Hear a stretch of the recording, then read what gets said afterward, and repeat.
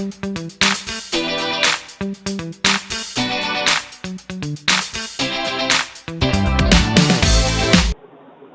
सब को लिखिए असमान सदिश।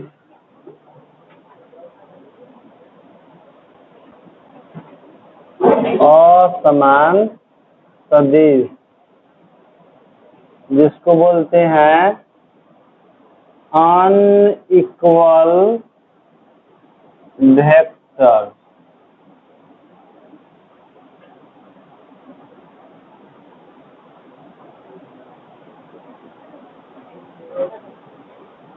चौथा तो मरला के बाद होता है, कौवा नंबर है ये, चौथे। लिखिए असमान सदिश में, देखिए असमान सदिश क्या होता है, सुन लीजिए कि वह ऐसे दो सदिश जिनकी दिशा समान होती है लेकिन दोनों का परिमाण बराबर नहीं होता है। जैसे कहने का मतलब कि दोनों एक ही डायरेक्शन में होगा इस तरह से, लेकिन दोनों का परिमाण बराबर नहीं होगा। परिमाण मतलब दोनों की लंबाई बराबर, तो वैसे दो सदिश को हम लोग असमान सदिश कहते हैं। तो लिखिए तो परिभाषा, वैसे दो सदिश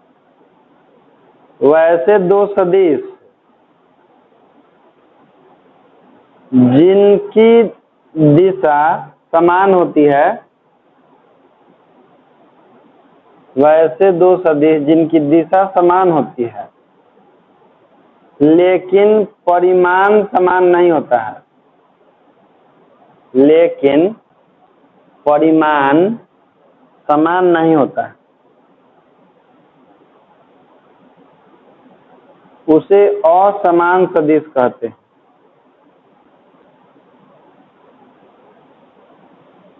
उसे असमान सदिश कहते हैं। लिखिएगा इस तरह से, जैसे मान लीजिए कि एक वेक्टर ए है और एक वेक्टर बी ले लीजिए।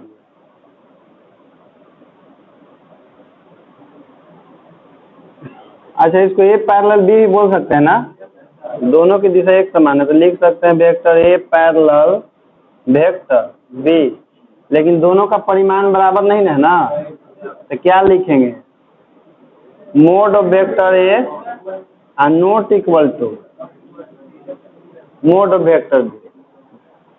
दोनों का दिशा एक समान है लेकिन दोनों का परिमाण बराबर नहीं है, यानी कि दोनों का लंबाई एक समान नहीं है।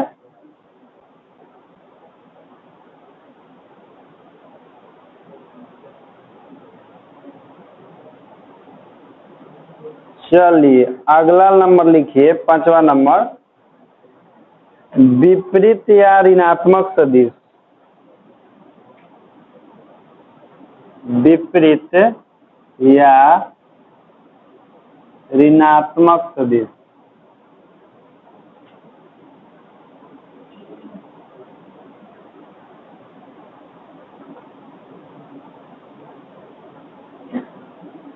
अपोजिट वेक्टर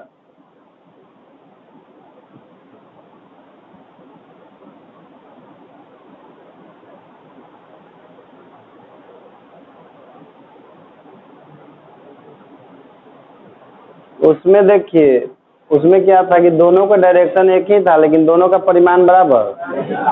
अब क्या है कि दोनों का डायरेक्शन अपोजिट रहेगा लेकिन परिमाण बराबर होगा। जैसे इस तरह से दोनों का लंबाई बराबर रहेगा लेकिन डायरेक्शन केवल क्या रहता है, विपरीत रहता है। जिस समान सदिश आपको बताया था ना कि डायरेक्शन भी समान होता था और परिमाण भी समान होता था, विपरीत में होकर ठीक उल्टा हो जाता है कि परिमाण तो समान रहता है लेकिन डायरेक्शन अपोजिट रहता है, तो उसको हम लोग विपरीत सदिश या ऋणात्मक सदिश कहते हैं। तो लिखिएगा देकर, वैसे दो सदिश जिनके परिमाण समान होते हैं, वैसे दो सदिश जिनके परिमाण समान होते हैं, जिनके परिमाण समान होते हैं लेकिन दिशा एक दूसरे के ठीक विपरीत होता है, लेकिन दिशा एक दूसरे के ठीक विपरीत होता है, लेकिन दिशा एक दूसरे के ठीक विपरीत होता है, होता है उसे विपरीत सदिश कहते हैं। उसे विपरीत सदिश कहते हैं।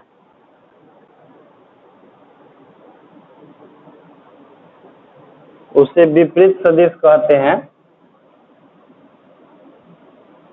इसका डायग्राम बना लीजिएगा। जो डायग्राम बना है ना, डायग्राम बना लीजिएगा।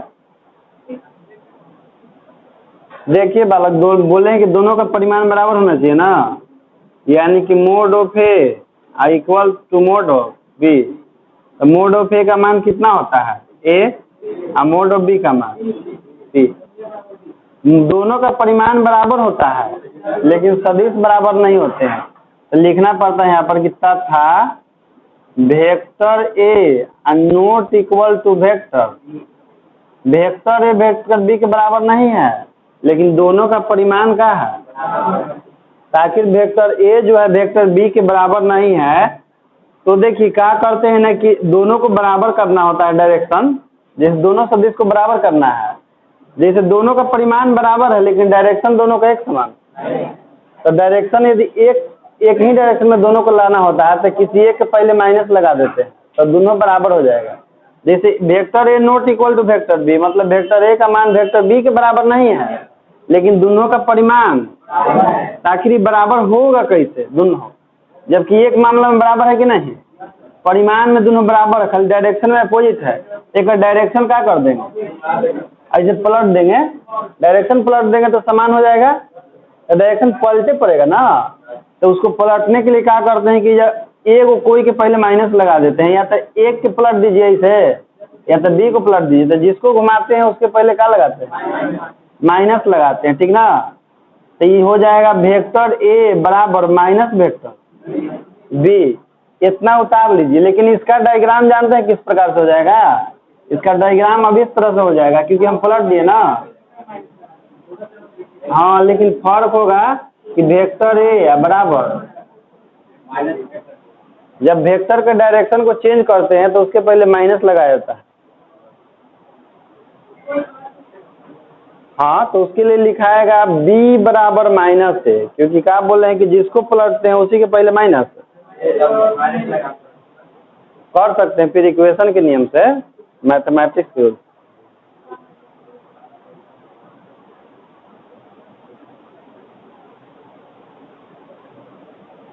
फिजिक्स में सबसे तो मैथमेटिक्स का यूज होता है। दोनों डायग्राम बना लिए? चलिए, तो एक क्वेश्चन लिखिएगा। लिखिए, माना कि वेक्टर ए बराबर 2i कैप प्लस जे अपल माइनस 4k कैप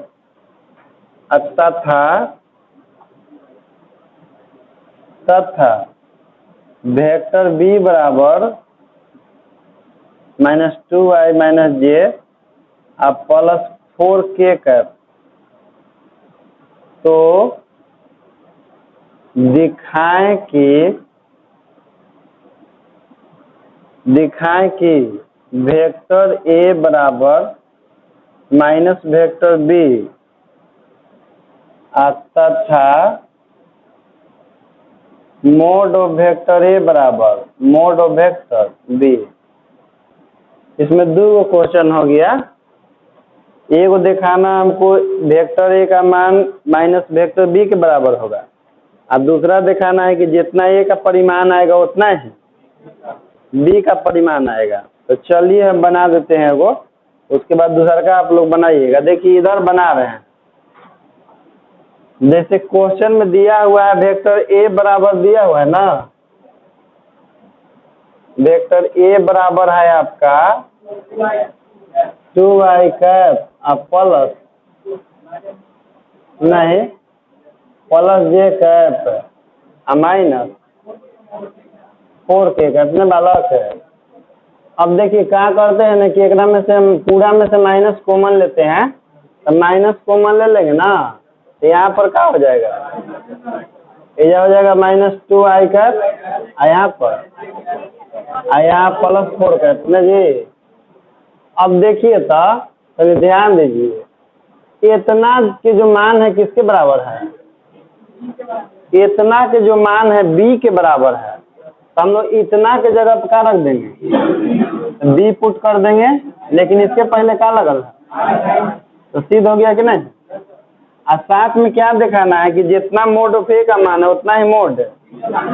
तो चलिए देखिए a बराबर दिया हुआ है ना, तो इसका मोड निकालते हैं। तो देखिए मोड निकालने का तरीका होता है ना कि जैसे इसमें मोड लगाइएगा ना, तो i के साथ j के साथ k के साथ जो भी गुना में रहता है तो उसको रूट के अंदर में स्क्वायर करके लिखते हैं, प्लस कर करके। तो देखिए यहाँ पर i के साथ गुना में कितना है, तो लिखाएगा 2 का स्क्वायर, यहाँ पर j के साथ कितना है, तो 1 के स्क्वायर। देखिए k के साथ है -4, तो -4 के स्क्वायर। अब 2 का स्क्वायर 4, 1 5, 1 16, तो कितना है मोड ऑफ ए का √21। अब देखिए फिर निकालते हैं mod of B. Mod of B बराबर क्या लिखेंगे, देखिए बी का मान इतना है ना, तो जो भी आई के साथ गुना में रहता है उसका स्क्वायर कर लिखते हैं। तो -2 का होल स्क्वायर, अब -1 का होल स्क्वायर, अब प्लस, तो 2 का स्क्वायर 4 और 1 के 16, तो कितना गया, मोड ऑफ बी बराबर √21। तो देखिए तो मोड ऑफ ए का मान इतना, मोड ऑफ बी का भी मान, तो लिख दें कि नहीं लास्ट में। तो जो दिखाने के लिए कह रहा था वो निकल गया। किन्हीं को समझने में दिक्कत है, पहलका में बताना है। देखिए क्या करते हैं कि जैसे 2i + j - 4 के है ना, माइनस कॉमन लेते हैं, तो माइनस कॉमन लेते हैं ना, तो जो प्लस में होगा वो माइनस में हो जाएगा, जो माइनस में होगा वो, तो देखिए तो प्लस में है कि नहीं, ये माइनस में हो गया, ये भी प्लस में था तो माइनस में हो गया, और जो माइनस में था वो, क्योंकि ब्रैकेट अब खोलिएगा ना तो फिर उतने आ जाएगा। लेकिन देखिए इतना के मान किसके बराबर है, b के बराबर है कि नहीं, इसकी जगह वेक्टर b लिख देते हैं, उसके पहले माइनस हो गया तो माइनस b हो जाता है।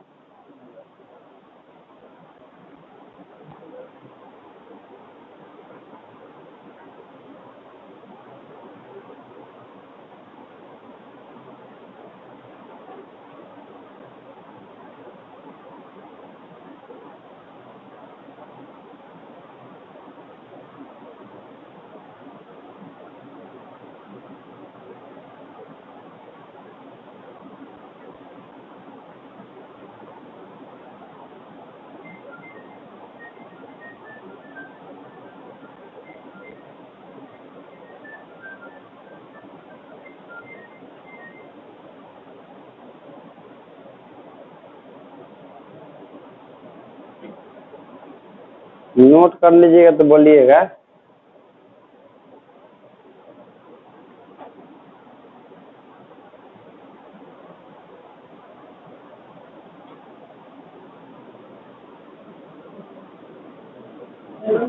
आइए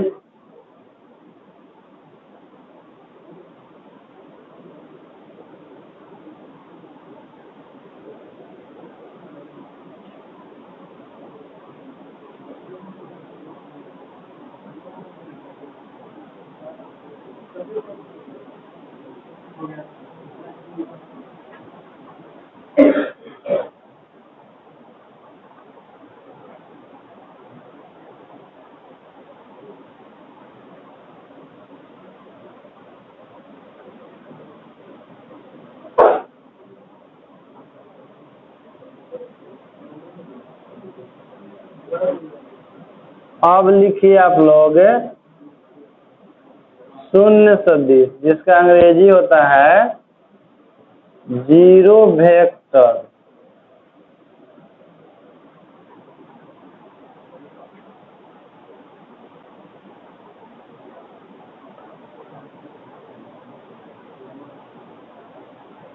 परिमाण निकालने की सब कुछ सीख गए कि परिमाण निकालने का तरीका होता है कि i, j और k के गुणांक को रूट के अंदर में स्क्वायर करके या प्लस करके लिखते हुए तो उसका मैग्नीट्यूड निकल जाता है परिमाण।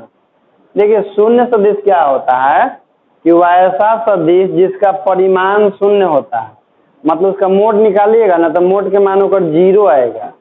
तो वैसा सदिश जिसका परिमाण शून्य होता है उसको शून्य सदिश कहते हैं। यही परिभाषा लिखिए, वैसा सदिश जिसका परिमाण शून्य होता है, वैसा सदिश जिसका परिमाण शून्य होता है, जिसका परिमाण शून्य होता है उसे शून्य सदिश कहते हैं, उसे शून्य सदिश कहते हैं।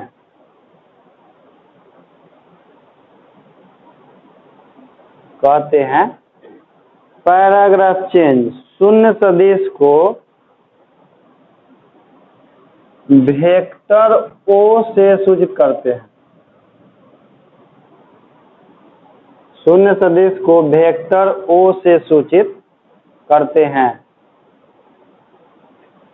वेक्टर ओ से सूचित करते हैं।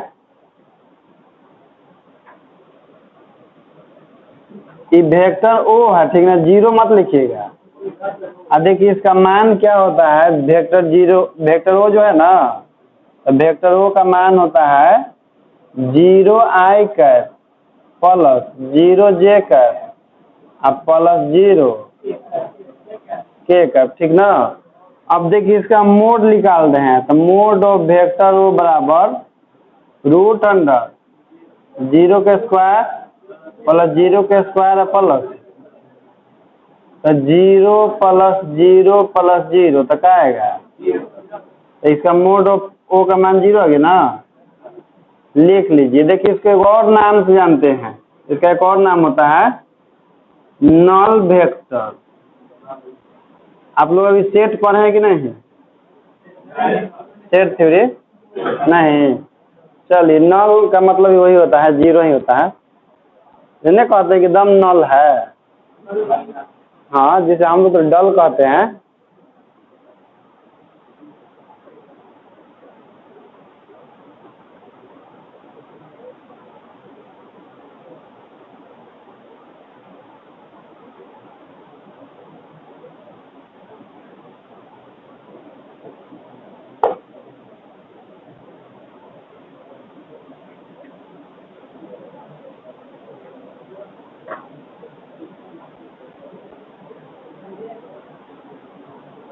आगे लिखिए, निश्चित मात्रा वाली सदिश, निश्चित मात्रा वाली सदिश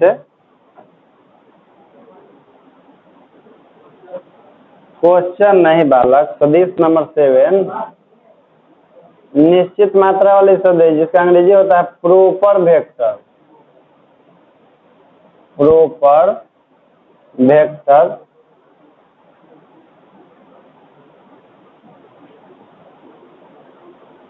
देखिए इसका परिभाषा क्या होता है प्रॉपर वेक्टर का, कि वैसा वेक्टर जिसका मैग्नीट्यूड 0 नहीं होता है, जिसका परिमाण शून्य नहीं होता, 0 को छोड़ के कुछ आ जाए।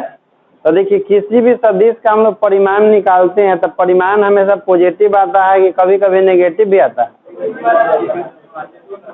परिमाण कभी भी नेगेटिव नहीं होता है, क्योंकि देख रहे हैं नेगेटिव नंबर के भी स्क्वायर हो रहा है ना, नेगेटिव नंबर के भी स्क्वायर पॉजिटिव हो जाता है। तो किसी सदिश का परिमाण नेगेटिव आए एकदम गलत हो जाएगा पूरा, परिमाण गलत नेगेटिव नहीं आ सकता, भले सदिश नेगेटिव हो सकता है लेकिन परिमाण नेगेटिव। तो लिखिए निश्चित मात्रा वाली सदिश का, कि वैसा सदिश जिसका परिमाण शून्य नहीं होता है, वैसा सदिश जिसका परिमाण शून्य नहीं होता है,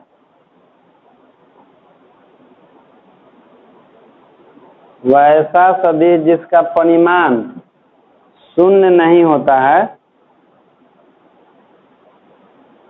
उसे प्रॉपर वेक्टर कहते हैं, उसे प्रॉपर वेक्टर कहते हैं।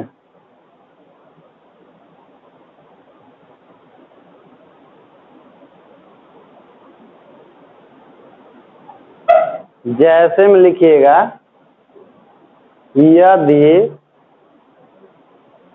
यदि वेक्टर ए, यदि वेक्टर ए एक प्रॉपर वेक्टर है तो,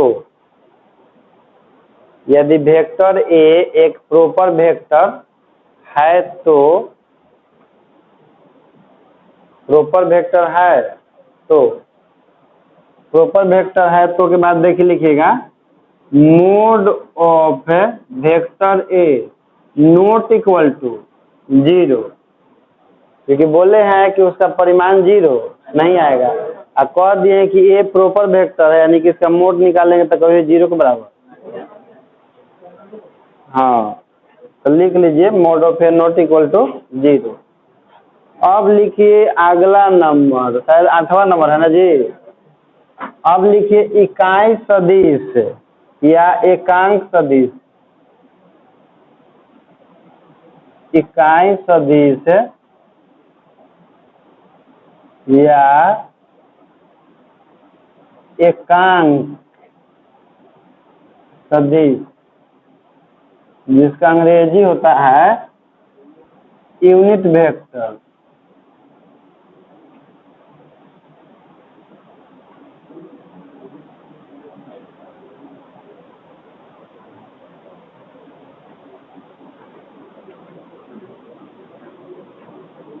इकाई सदिश या एकांक सदिश, किनको मालूम है इकाई सदिश की परिभाषा? शायद बताए थे कल। देखिए इकाई सदिश क्या होता है कि ऐसा सदिश है जिसका परिमाण 1 होता है। यदि हम किसी के बारे में कह दें कि मान लीजिए कि वेक्टर बी है, कह दिए इसके बारे में कि इकाई सदिश है, तो इसका मतलब है कि जब इसका आप मोड निकालिएगा ना, इसका मान कितना आएगा? 1 आएगा। तो वैसे सदिश जिसका परिमाण 1 होता है उसी को हम लोग इकाई सदिश कहते हैं, ठीक ना। तो लिखिए तो वैसा सदिश जिसका परिमाण 1 होता है,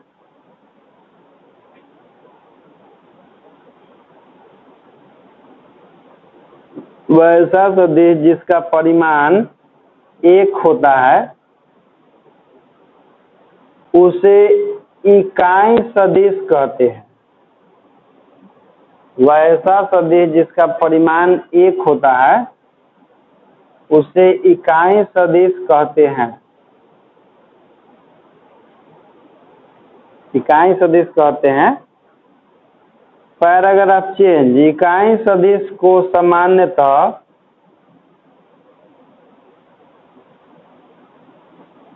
इकाई सदिश को सामान्यतः देखिए बोर्ड पर स्मॉल n कैप से सूचित करते हैं।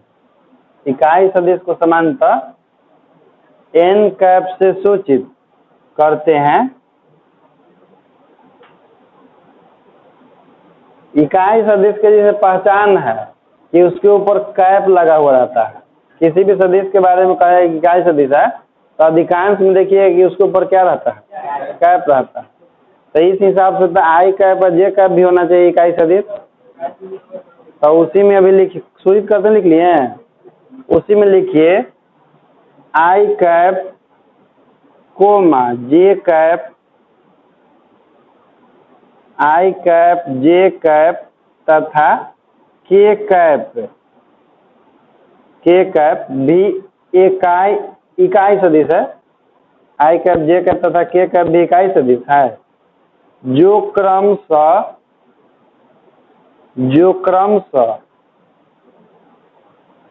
एक्स अक्ष कोमा वाई अक्ष तथा जेड अक्ष पर स्थित होते हैं।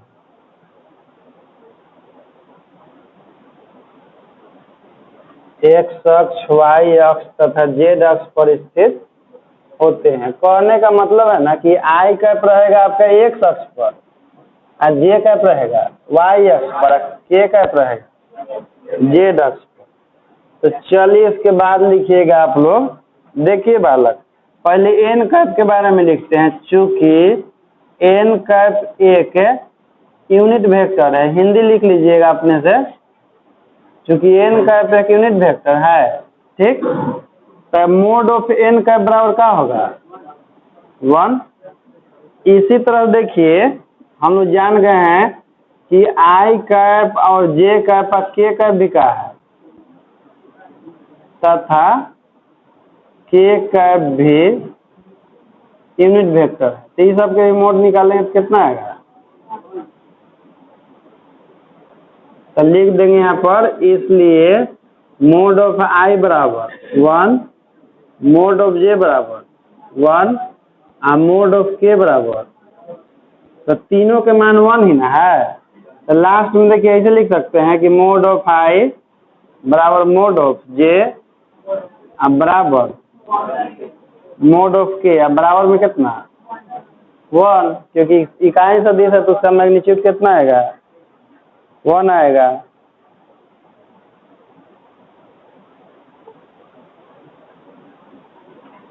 इतना लिखने के बाद एगो डायग्राम बना लीजिएगा इस तरह से, क्योंकि बोल दिए हैं कि आई कैप होता है एक्स पर और जे कैप होता है वाई पर, तो उसको रिप्रेजेंट भी करना पड़ता है।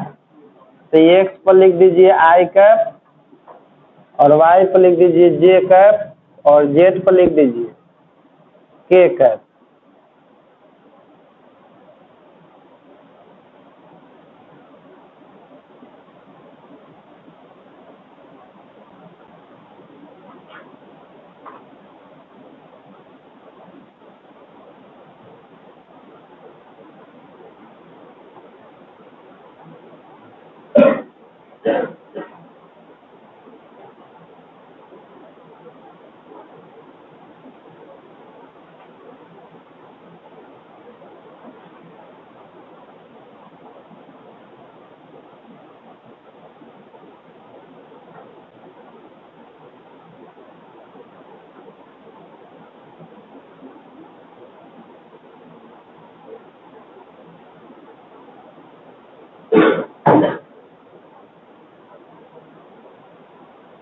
गलती बना रहा है तुम,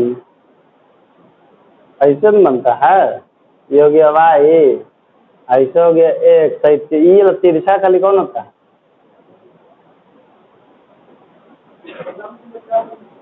क्या? डायग्राम जो है 3 डायमेंशनल फिगर को डिनोट करता है। जैसे हम लोग धरती पर है ना, तो यहाँ पर एक्स अक्ष वाई अक्ष है। देखो एक्स अक्ष को बोलते हैं 1 डायमेंशनल, एक्स अक्ष वाई अक्ष को बोलते हैं 2 डायमेंशनल, और जहाँ पर 3 गो अक्ष होता है वहाँ पर ही। जैसे कहने का मतलब ना कि आप केवल सीधा रास्ता में जा सकते हैं, आप बिना मुड़े हुए रिवर्स आ सकते हैं, तो वो होता है 1 डायमेंशनल। जिसमें आप मुड़ नहीं सकते हैं लेफ्ट राइट, तो 1 डायमेंशनल होता है। जिसमें आप लेफ्ट राइट मुड़ सकते हैं वो आपका 2 डायमेंशनल में आता है, क्योंकि आप सीधे भी जा सकते हैं, लेफ्ट भी मुड़ सकते हैं, राइट भी, तो 2 डायमेंशनल होता है। तो 2 डायमेंशनल 2 गो अक्ष होता है, एगो एक्स और एगो। हम लोग धरती पर मुड़ते हैं कि नहीं? लेकिन धरती के सतह छोड़ देंगे तो कैसू जा आ सकते हैं। जैसे ऐसे भी जा सकते हैं, इधर भी जा सकते हैं, सीधे भी जा सकते हैं, और फिर ऐसे भी जा सकते हैं, तिरछा भी। तो जैसी धरती की सतह छोड़ देते हैं ना, तो यह 3 गो अक्ष हो जाता है धरती की सतह छोड़ने के बाद, ठीक ना। वो स्पेस में जनरली इसका यूज किया था 3 डायमेंशन का। हाँ, 3 डायमेंशनल ज्योमेट्री पढ़िएगा मैथ में। चलिए अब नोट लिखिए। इकाई सदिश का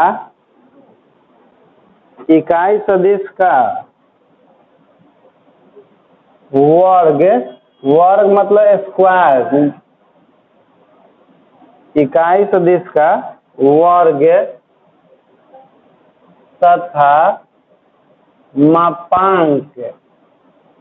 मापांक का मतलब होता है मॉडुलस, एक एक्चुअल में मतलब होता है परिमाण, जो हमारे लिखा रहता ना।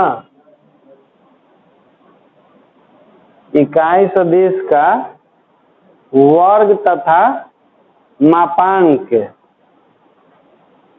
वर्ग तथा मापांक का मान हमेशा एक होता है, हमेशा एक होता है। हाँ, 1 हमेशा एक होता है। देखिए, कहने का मतलब है कि लिख लीजिएगा कि अर्थात मोड नहीं, n का स्क्वायर बराबर 1 होता है। ऐसे इकाई सदिश है, इसका मोड का मान 1 होबे करता है।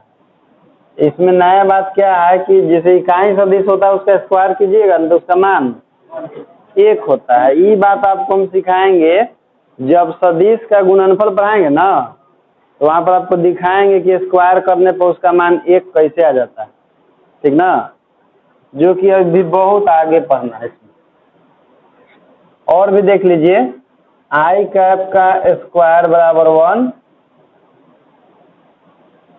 तथा मोड ऑफ आई कैप बराबर 1 होगा। और जे कैप का स्क्वायर करेंगे तो इसका भी मान 1 और इसका मोड भी 1 होगा।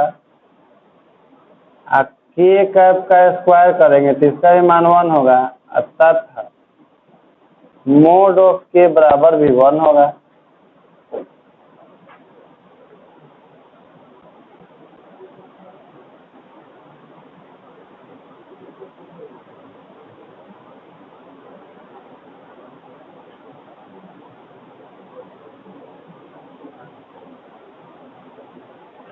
चलिए, तो नोट कर लिए होंगे।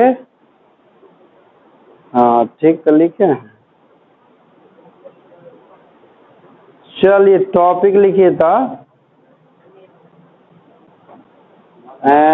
नहीं, टॉपिक लिखिएगा, अभी अगला नंबर नहीं पढ़ाएंगे। लिखिए, किसी सदिश का परिमाण ज्ञात करना। किसी सदिश का परिमाण ज्ञात करना। परिमाण मतलब मैग्नीट्यूड। किसी सदिश का परिमाण ज्ञात करना। तो चलिए लिखिए उसमें डर देकर, माना कि वेक्टर ए बराबर A1 आई कैप प्लस A2 जे कैप प्लस A3 के कैप है। वेक्टर ए बराबर A1 आई कैप प्लस A2 जे कैप प्लस A3 के कैप है, जिसका परिमाण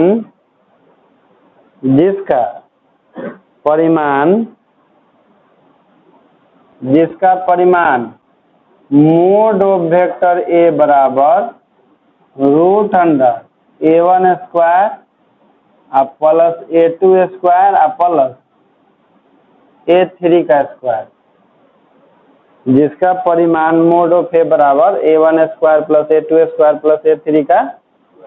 क्योंकि देखिए आई के साथ कितना है, A1 है तो A1 का स्क्वायर, जे के साथ A2 है तो A2 का स्क्वायर, के के साथ उसका स्क्वायर करके लिखा जाएगा। इतना लिख लिए, होता है।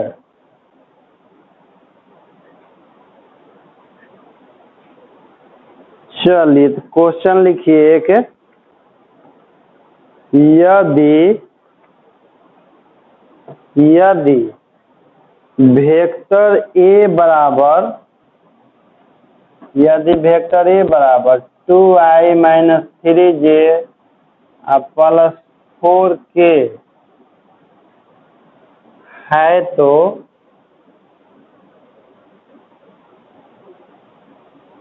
है तो वेक्टर ए का परिमाण ज्ञात करें। तो वेक्टर ए का परिमाण ज्ञात करें। कितना है विशाल? √27 है, पक्का ना? और निकाल सकता है कि नहीं 27 के वर्ग में? निकाल सकता है तो निकाल दीजिए। 3√3 बिल्कुल सही है। ये गलती है, ये 27 आ रहा है, 29 आ रहा है, 29 आ रहा है ना? तब चंदन गलती है, 29 आएगा। ऐसे कि 2 के स्क्वायर 4 और 4 के 16 तो 20 और 9 29 रूट अंदर 29 आएगा ना जी। हाँ तो मोड ऑफ ए बराबर आएगा आपका, देख लीजिए बालक जो नहीं बनाया, 2 के स्क्वायर माइनस 3 का स्क्वायर प्लस 4 का स्क्वायर तो कितना हो जाएगा 4 प्लस 9 प्लस 16 यानी कि रूट अंडर। देखिए कभी कभी क्या रहता है ना कि जैसे कि हम लोग मोड ऑफ ए का मान निकाले हैं रूट अंडर 29, अब मोड ऑफ ए को हम लोग केवल ए लिखते हैं कि नहीं, क्योंकि सदिश का हम लोग परिमाण निकालते हैं तो कौची बन जाता है अदिश बन जाता है, अदिश को वेक्टर के साथ नहीं होता है नहीं। चलिए तो क्वेश्चन लिखिए, क्वेश्चन है यदि वेक्टर ए बराबर आई कैप प्लस जे कैप प्लस के कैप, यदि वेक्टर ए बराबर आई कैप प्लस जे कैप प्लस के कैप है तो मोड ऑफ वेक्टर ए का मान ज्ञात करें। रूट अंडर 3 आएगा। हाँ तो मोड ऑफ ए का मान ज्ञात करें, ये सब घरे से बनाना है। हाँ कम से कम 4-5 को लिखवाते हैं। हाँ ये सब ऑब्जेक्टिव आता है, यही चीज जिसे जाके आपको 12 क्लास के मैथ में पढ़ना है। यदि आप यहाँ पर 11 क्लास के फिजिक्स वाला वेक्टर पढ़ लिए तो समझिए कि वहाँ पर 12th में 3-4 को वेक्टर में चैप्टर है, तो समझिए कि उसमें आप 2 चैप्टर जो है क्या कर चुके हैं, बढ़िया से बना चुके हैं। 12 क्लास में वेक्टर और 3D मिला के आता है 17 नंबर के, तो समझिए कि आपका 10 नंबर 11th में कंप्लीट हो गया कहाँ पर, फिजिक्स में, बशर्ते कि आप अच्छा से पढ़ते हैं तब। तो ये क्वेश्चन हो गया। दूसरा क्वेश्चन लिखिए, यदि वेक्टर बी बराबर 1/2 आई कैप प्लस जे कैप माइनस 3/4 के कैप, यदि वेक्टर बी बराबर 1/2 आई कैप प्लस जे कैप माइनस 3/4 के कैप है तो वेक्टर बी का परिमाण ज्ञात करें। तो वेक्टर बी का परिमाण ज्ञात करें, वेक्टर बी का परिमाण ज्ञात करें। एक और लिखिए, यदि वेक्टर सी बराबर -i प्लस जे -4 के कैप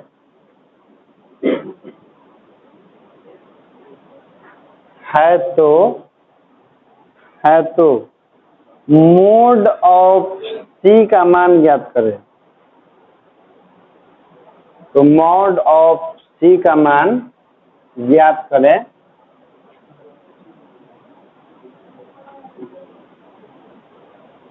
तो मोड ऑफ सी का मान ज्ञात करें।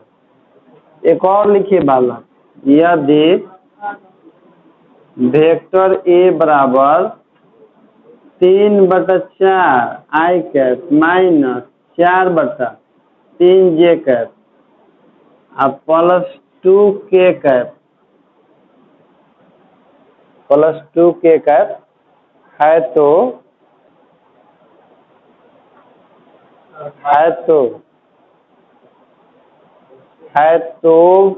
मोड ऑफ वेक्टर ए का मान ज्ञात करें। मोड ऑफ वेक्टर ए का मान ज्ञात करें। देखिए हम नियम का बताएं आपको कि जो भी आई कैप जे कैप और के कैप सब गुना में रहेगा ना, उसी का रूट के अंदर में स्क्वायर करके लिखिएगा, चाहे ओकरा साथे कोई रहे, ठीक ना। एक और क्वेश्चन, यदि वेक्टर ए बराबर आई प्लस जे प्लस के बट्टा में 3, यदि वेक्टर ए बराबर आई कैप प्लस जे कैप प्लस के कैप बट पूरा के बटा में 3। तो मोड ऑफ ए का मान ज्ञात करें। तो मोड ऑफ ए का मान ज्ञात करें। हाँ, मोड ऑफ वेक्टर है का मान ज्ञात करें।